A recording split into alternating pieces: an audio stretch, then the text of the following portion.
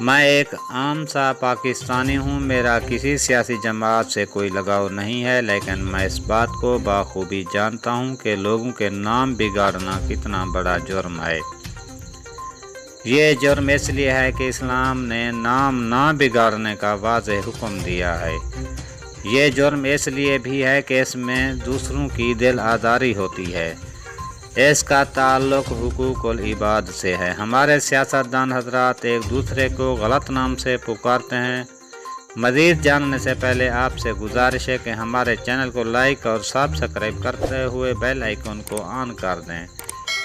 جی ہاں ناظرین، ہمارے سیاستدان ہمارے لیڈر ہیں، وہ پاکستان کی پہچان ہیں اور باوقار اور باعزت اور باشعور ہیں، مگر آپ جو میسج یہ لوگ دنیا میں پہنچا رہے ہیں وہ قطعاً درست نہیں ہے۔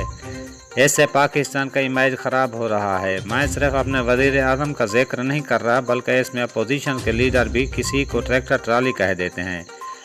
یہ بات ان کے لیے بھی ہے۔ اپنے اصل کو پہچانو، اسلام کی اصل روح کو جانو۔ بچہ بچہ آپ کی زبان کی پیروی کرتا ہے۔ خدا را نئی نسل کو گمراہی میں نہ جھونکو، باعزت بنو، اس کے لیے دوسروں کو عزت دینا ہوگی۔ ایسی ہی مزید ویڈیو جاننے کے لیے ہمارے چینل کو لائک اور سبسکرائب کرتے ہوئے بیل آئیکن کو آن کر دیں۔